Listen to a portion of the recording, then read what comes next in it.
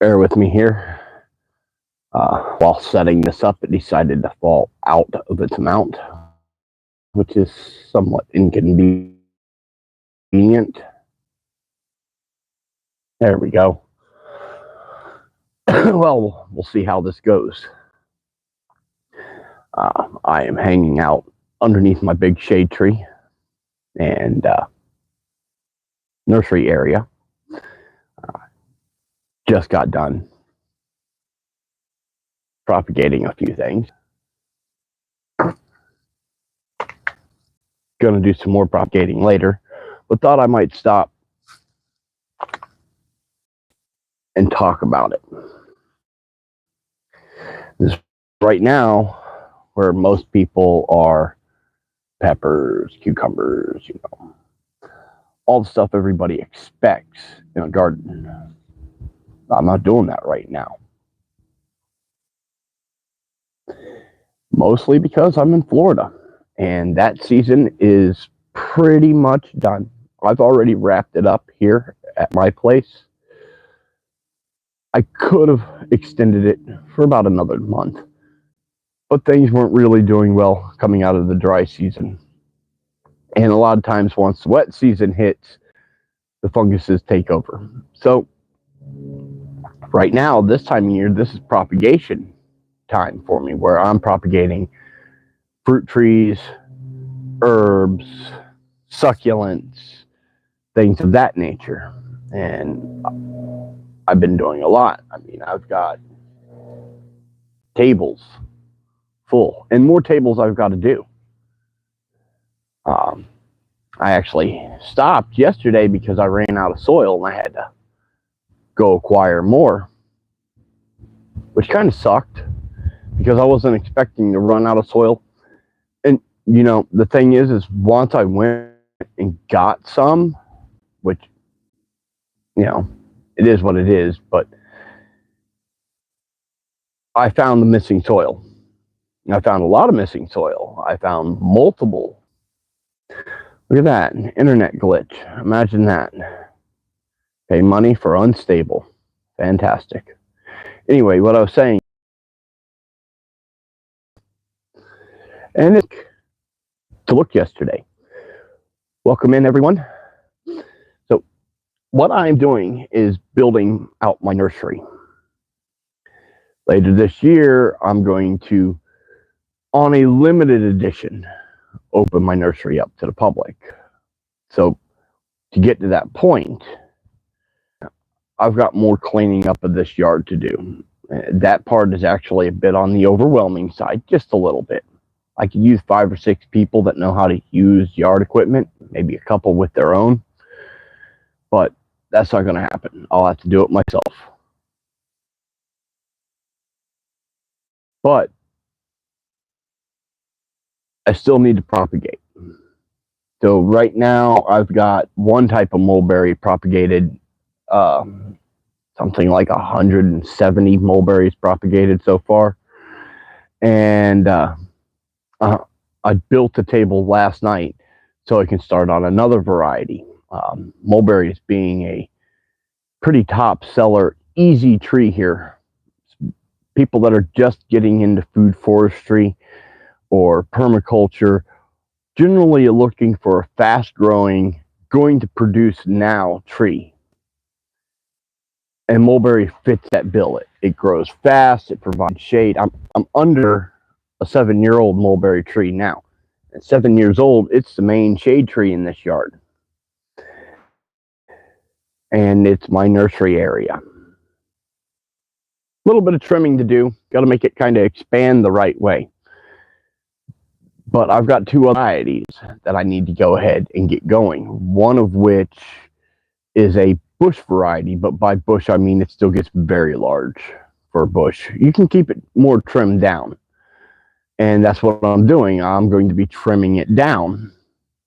So I'm going to have all these cuttings after I trim it. I might as well propagate those.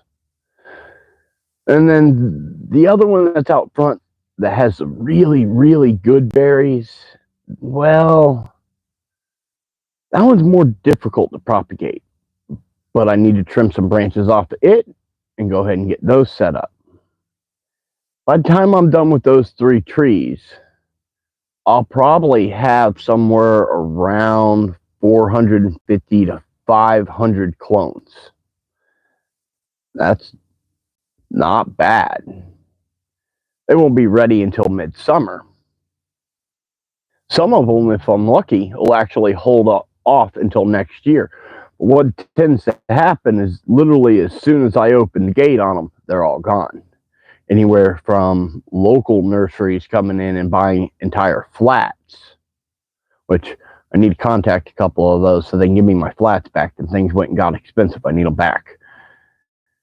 I told them I needed them back. They didn't come back. But to individuals that I know that buy berries from me in the spring, they'll a lot of times want after they experience what it is to have a mulberry tree.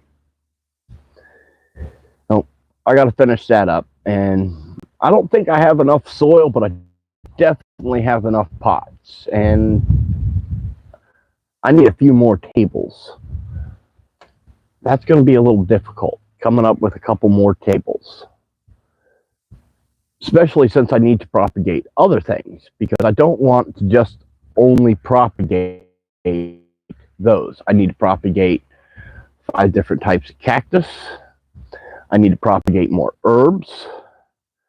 I need to propagate more succulents, which means I'll probably have to go visit a friend of mine and go get some little pieces off of his succulents. And succulents kind of grow slow, so I need to really get them started. I need more shelving that I can have in the shade, which is posing a bit of a problem. I have managed to get some shelving, but getting it into the shade, that's a little more difficult.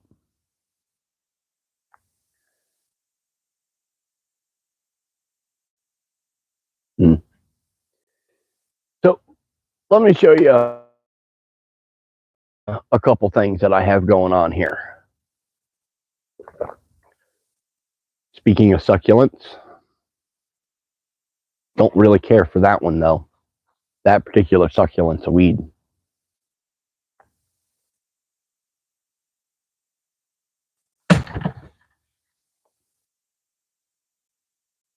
So this is the nursery area.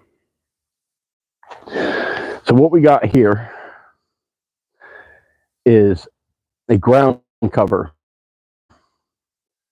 and a weed I don't want in there. I got to get rid of that. Always takes the extra with it. This particular ground cover was really popular as a hanging plant back in the early 80s, and it's known as turtleweed. It does flower, little tiny purple flowers. It's a really good ground cover. It's also good in hanging baskets, which is why it was really popular in the 80s. People like to have that nice cascading effect, and this does that. It is a species of wandering Jew, just miniaturized. Now here are the mulberry cuttings that I was talking about, the mulberry clones. These are the newest batch right here. Down here I got some Jamaican allspice. I just did this last weekend, so it's not really going anywhere yet. And some Cuban oregano. And while cleaning out an area that used to be my nursery area, didn't really work that well because it didn't have enough shade, I found this one. So it's definitely hardy because it survived over there for 2 years. I didn't even know it was there. This is a really cool propagation right here. This is a miniature pineapple. It produces pineapples about this big that are edible. They're not very sweet though, but they're cool. This is a really cool plant. This is a canistel. It produces a small yellow fruit that tastes like egg yolk and looks a lot like egg yolk, but a little sweet. It's for me. And I got some aloes. I got more aloes I got to do. That's another one. I got to dig up like 15 or 20 aloes. And here I just propagated some rosemary. It's doing very well. Rosemary will root very easily in water. So once they had just the smallest bit of roots on it, I went ahead and planted them up. They don't seem to care. They're just going. Yesterday, I did these. These are night blooming jasmines. And I got a couple other things over there that need to actually go to ground. I'll see if I can't get that done sometime either today or tomorrow once it cools down. It's too hot right now.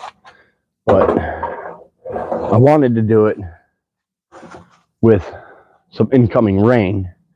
So here's other mulberries that I've gotten going. These are my mulberry flats. I usually sell a flat like this for about $65, which I need to go chase my flats down. The deal is you bring me the flat back. But some of them have already got themselves going. See that one? That's out of the earliest batch.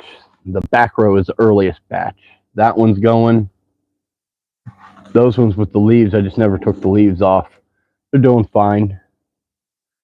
That one there is coming along. That one's got a fresh bud on it. This is all indicators that they're starting to put out their roots. Now, a lot of people will want to tug on it, see if they feel the roots. Don't do that. Yes, you can feel the roots. No, I do not have any carnations. When I do carnations, which is rare, but I do them, I tend to do those in the fall, late fall, because they just don't hold up the Florida and the Florida heat, but they do great over winter here. So when I want to check for roots, I don't tug on it. What ends up happening is you tug on these and the roots are very, very, very delicate and they'll snap. What I'll do is I'll look down here and see if there's any roots coming out. Now, there aren't any right now. I mean, this is only a little over a week old. It's like 9 days old. The ones in the back are 2 weeks. And at 2 weeks, there's plenty of signs that they're doing what they're supposed to do. They'll get going just fine. In about 3 to 4 weeks, some of these will be ready for me to start to sell. Which also means I kind of got to get a pattern going. Getting a good pattern going as to when I'm planting things and staggering it so that some are ready at certain times is really something I'm going to need to learn to do instead of just trying to do it all at once. So this is my next table that I'm going to fill. It's nothing special. It's just a couple of old barrels with some roof panels, but it'll allow me that much more space. Now, the plan is to take these two here, and this is all going to be world's best mulberry. I don't know if I'm going to do flats or if I'm going to do pots. I'll find out. And then yesterday, I spent a lot of time clearing out over here because this is where I had a lot of my pots. And there's still a few here. But most of them are cleaned up and organized at this point. Oh, look, a tomato plant that survived. Maybe I'll put that in the ground. And I got to get the spot mowed and get down some landscaping fabric over here so I don't have to keep mowing it. But I'm going to put at least 2 more tables over here. The best I have to set that up on at present is to take these old tires I got and put them over there and then put these on top of it for now. No, can't all be the best. Just needs to be sufficient to do the job. Now, what I have here is a couple kales that have actually survived into the summer here in Florida. That's actually kind of rare. Usually by this time of year, they're dead. these ones, they're still kicking. So I moved them up underneath here. And because I have misters here, and I set up the misters, they'll get plenty of water. However, the general goal with those is to get seed from them at this point, because these ones did really, really well for me. So I want the seed from it. Every generation of seed I get is that much better for my particular garden in my situation. Oh, this is my nursery area now. It's not quite big enough, but it's a whole lot better than what I have had for a while. See, my nursery area used to be underneath a big oak tree over on the side of the yard. And, oh, I don't know, something like 8 years back, I had to cut the tree down. It was the only real shade here at that particular time. I had to grow shade. So I've been kind of moving my nursery around, trying to have exactly what I needed, where I had the shade, because you gotta have. I had it over on the east side, and I had some shade cloth over there, and that helped. But it was protected because that area was a small food forest area, and there was the lot next door was heavily forested at that time, and some of the trees came over. Well, when they cleared the lot on that side to build the house that's over there, of course, they cut everything down. I lost a lot of plants because I didn't have anywhere to put them. Last year, or not last year, the year before and part of last year, I took an old canopy, like one of those camping canopies where you just unfolds and you got pretty much an instant canopy, like what they use at farmers markets. I didn't have the top to it, but I had the frame. I had some shade cloth, so I put that up on my back patio, and that worked pretty well till a hurricane messed it up. I didn't have the resources at the particular time to be able to collapse it down and move it. And it wasn't the hurricane itself that did it. It was a storm after the hurricane passed, one of the outer feeder bands that hit just right, and it picked it up and it slammed it into the trees next door, and it broke the frame. At that point, I had already started moving things out here. I'd already had my tables set up, my first round of tables set up, which I had to break down for the hurricane and stash all my plants to where they wouldn't get blown away. By the time I was able to start setting everything back up, I'd lost a bunch of plants because it just got too hot. Which, is what it is. Florida summer, you need to keep a lot of the plants out of the direct sun. Even the tropicals. You see a lot of the nice tropical plants grow under the canopy. So if they get the direct sun, it'll burn them. And if it gets it for too long, it'll kill them. That happened to a good round of stuff last year. So I'm hoping this year I'm not really going to have those type of problems, because I have nowhere else to stash this stuff. If a hurricane decides it's going to come barreling through here again, all I can really do is sit it on the ground and hope it doesn't get blown away. To break the tables down because I know they'll get picked up. Well, here's the thing. I've got to have them up on the tables, or at least off the ground. That's kind of a requirement by the state, which kind of sucks. I understand the requirement. The requirement is basically because of something we have in the soil here called root knot nematodes. And we don't want to spread them. So you've got to keep them up off the ground.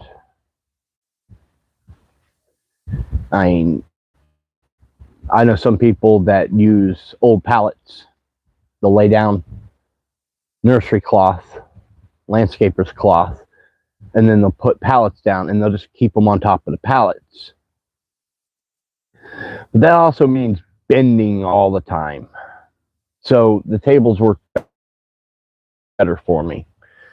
And now that I got a good potting table, I can really whip out some plants, but I don't have anywhere to put them. So I need to build more infrastructure.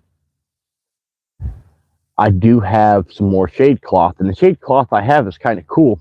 It's more of a row cover type shade cloth. It's only maybe 2.5 or 3 feet wide, but it's like 30 feet long, 40 feet long, something like that. And I've got 2 pieces of that.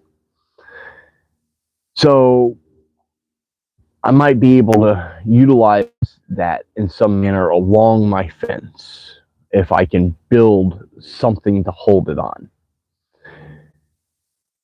Thing is during the winter, that same area that I would have to put that would be full shade because the angle of the sun changes. And I know you're hearing me talk about how bad it is to have the stuff in the sun. During the winter, it switches, which is part of the reason why I use this mulberry tree. See, come full winter, she's going to go dormant. When she goes dormant, the plants I'm propagating underneath here will all need that full sun. And about the time that it's going to get really hot, it puts its leaves back on. Now, occasionally, and this happened to me this spring, we had 1 week that was really hot in February, and I lost a few plants. They burned. Part of that was a lack of water. Since then, I've installed misters up in the branches above me. If you look carefully, you can see them. I can turn those misters on and take care of the problem now.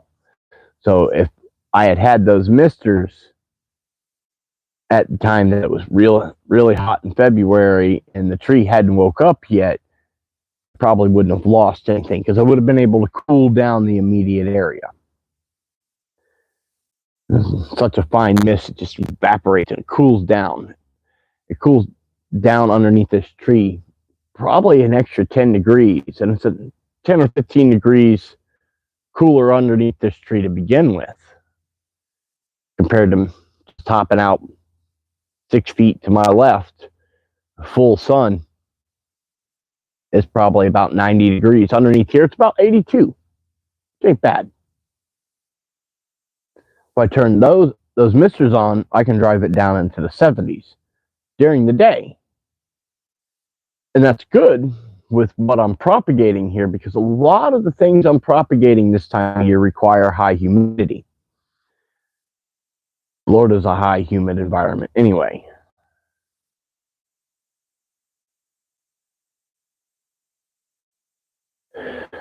Well, it depends on exactly what big it is, and as far as best ways, it's more or less a best for you and a best for you situation. I myself like to take them and then put them in a cup of water. I take cutting about this big, and I'll take all the leaves except for the top one off, and I'll put it in a cup of water, and I'll go down the ditch line down the road down here, and I'll go get some willow down there. I'll take a big bunch of the willow, and I'll stick it in there with it. And willow has a very, very high growth hormone to it. And the growth hormone will get into the same tissues through the water.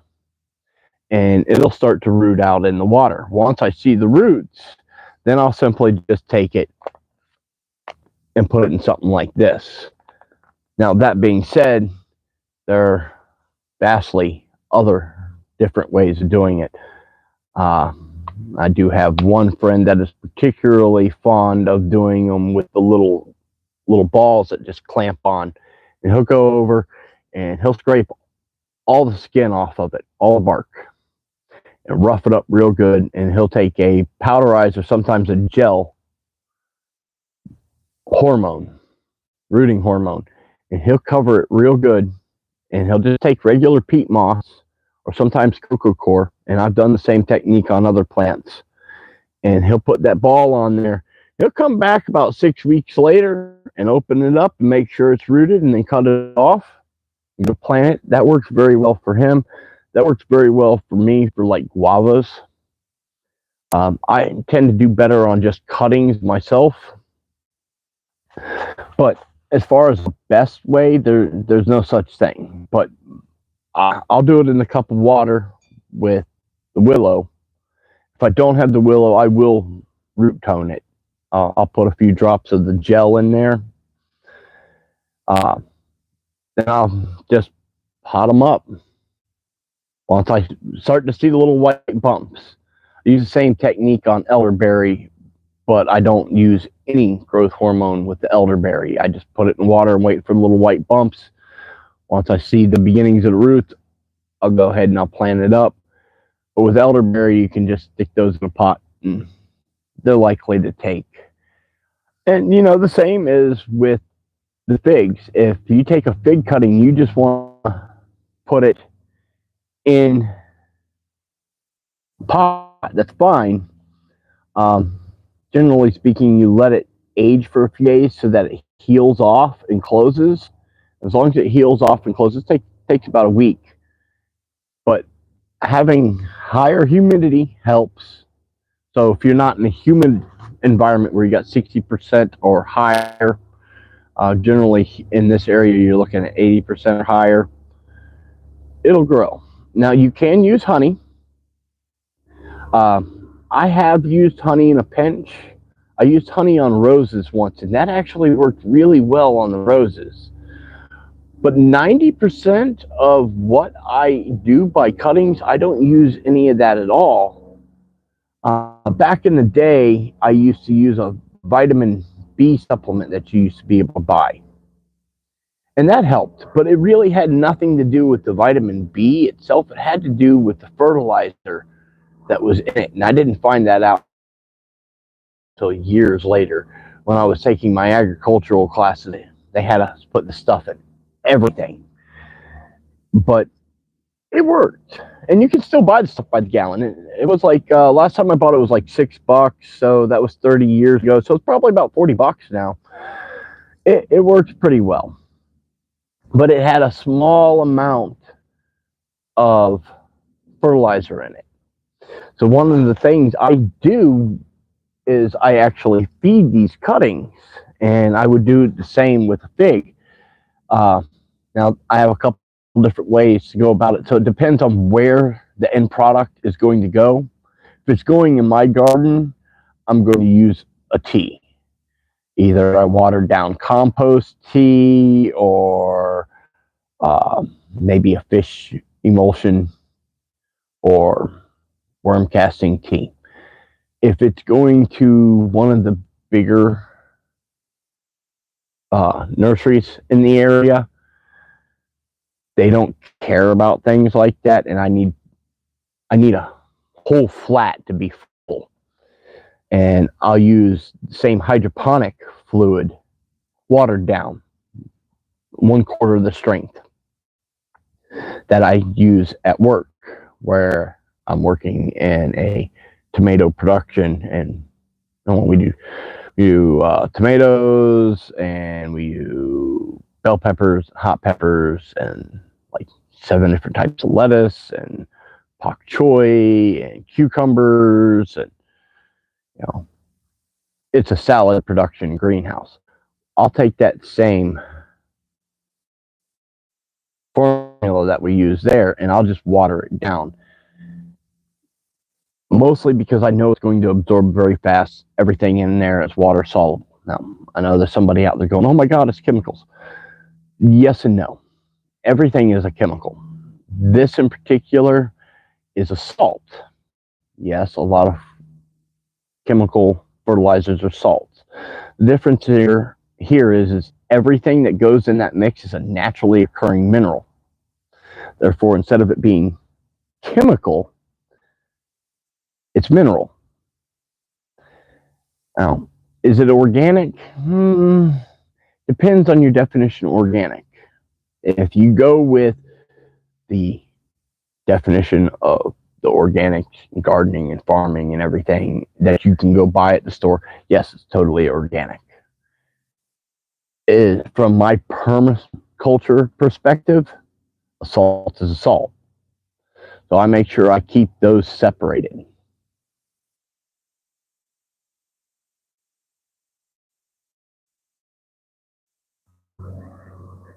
The powdered rooting hormone does not like to dissolve in the water. Kind of a pain in the butt that way, but you can make it do it. You just got to add it to a warm water. It's a lot like dealing with real cocoa. Like if you're going to try to make a cup of chocolate milk and you've got real cocoa versus like Ovaltine or something made for chocolate milk, you throw it in there and you take your spoon, you go like this, it comes back out and it's still covered in cocoa and the cocoa is dry.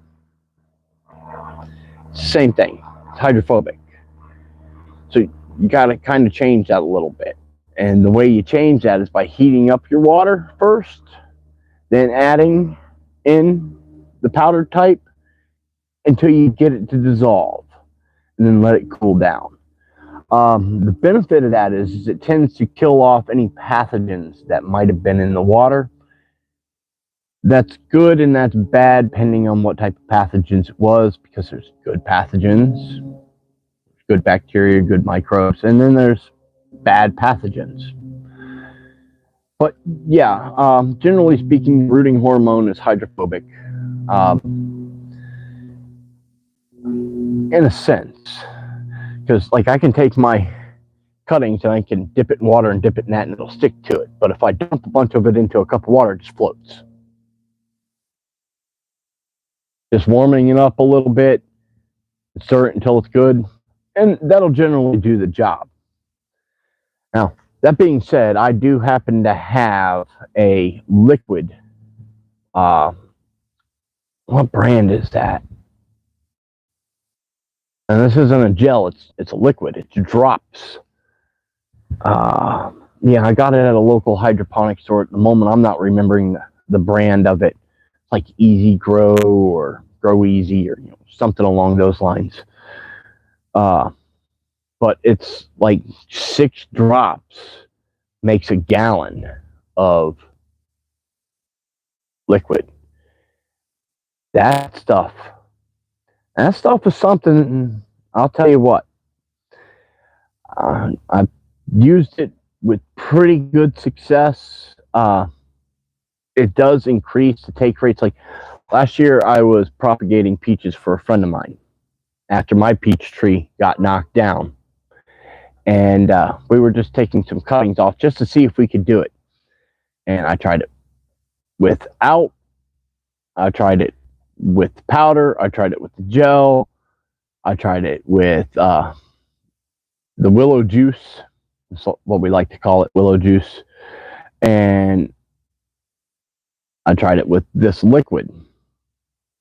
The only one that actually took and survived, because I had several and all of them take, but not necessarily take well enough to survive through the Florida summer heat, even in that particular case in a shade house, because we put it in a shade house. Shade house still gets really hot. It just doesn't have the ultraviolet to burn everything. That liquid, 6 out of 10 of them survived, and now they're on his property. I was supposed to get one of those this spring. When I went over to claim it, he had already planted all 6 of them. I was like, come on, dude. But that's okay, because we're going to do it again in about 2 weeks. We're going to go back over there.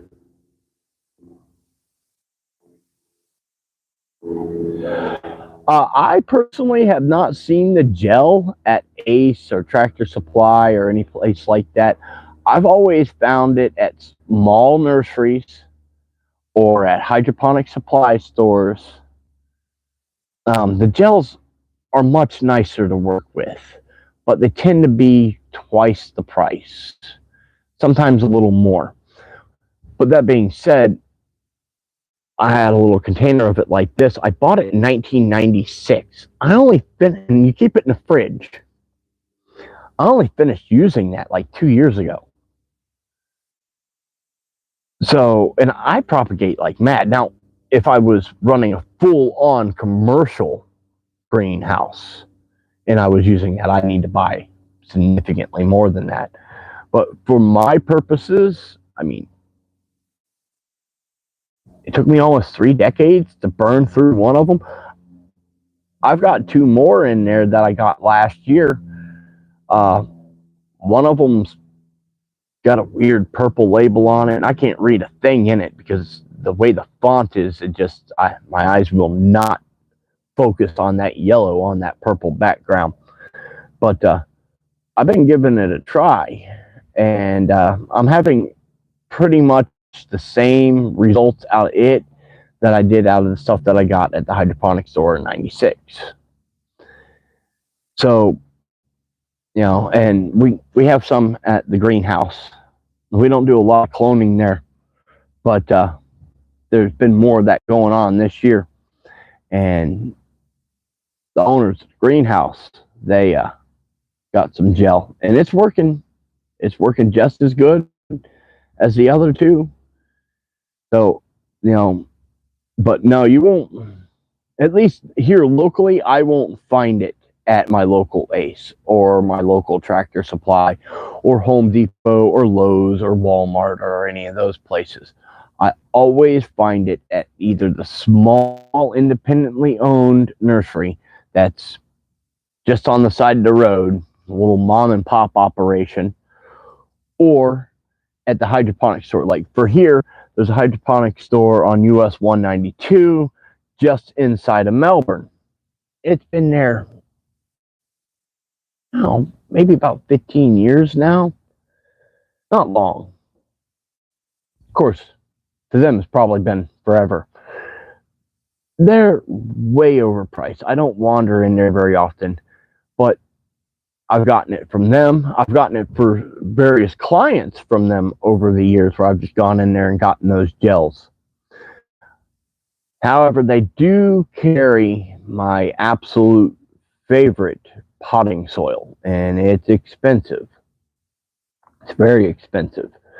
It's Jungle Grow or Jungle Growth, and it's got a frog on it. They have an organic version of it there. It's something like $24 a bag. I can't afford that, but every once in a while, I'll treat myself to a bag of that.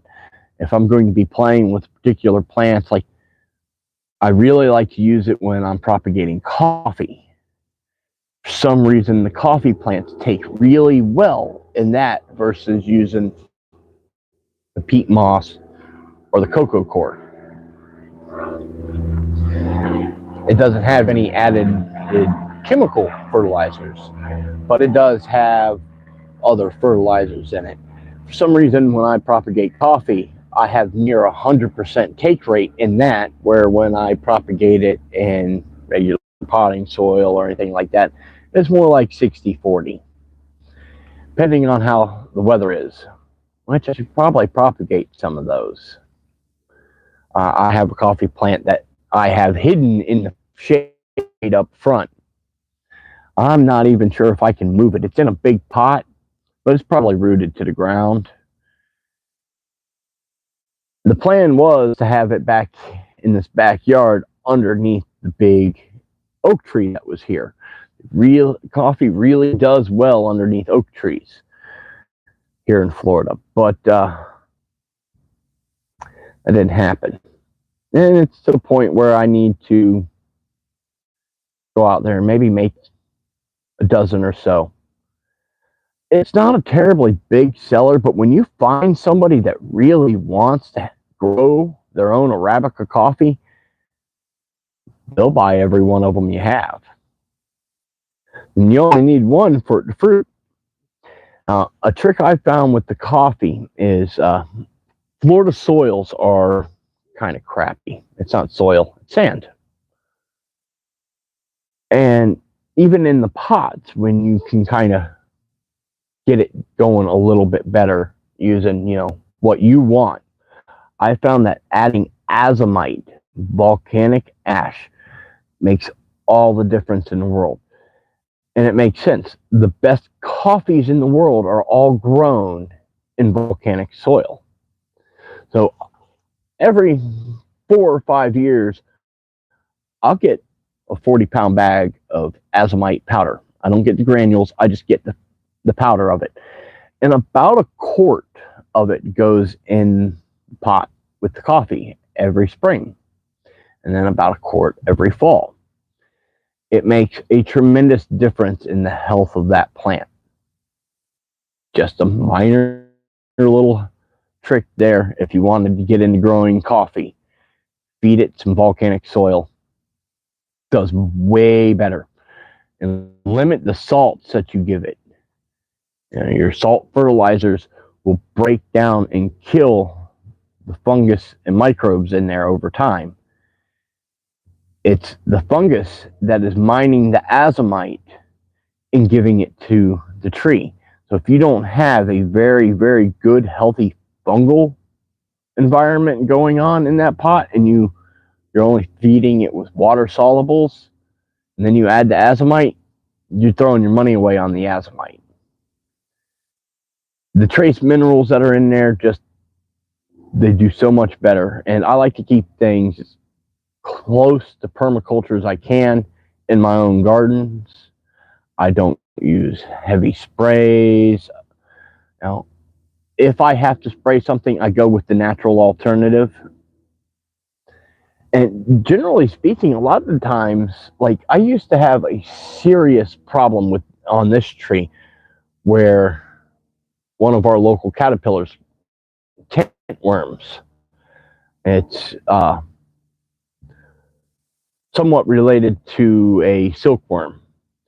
It would just attack my mulberry trees. And I've seen them kill mulberry trees. And I've had to intervene where I've had to use BT to take care of them. Funny thing happened. When I completely stopped using anything like that, mostly because I ran out of it, and I didn't have the money to go running out and doing it, nature came in and took care of the problem for me. So when I start seeing those now, I mean, there'll be a branch that'll be tented off. I'll take a stick, I'll walk over there, and I'll poke a bunch of holes in the stick. And all the worms freak out. They start going like this. Before too long, the local wasp population is going to start going into those holes and dragging those worms back out. So I don't kill my wasp. My wasps take care of the worms. Problem solved. Kind of nature taking care of itself. Anytime something like that gets seriously out of balance in this permaculture system, something seems to come in and take care of it for me. There is an exception to that rule. And that's a grass that invaded my yard, which I'm going to, and I am doing now. I'm solarizing the area. What that is I'm taking a heavy-duty landscaping fabric, and in some cases greenhouse plastic, and I'm covering that area. Here, I'll show you.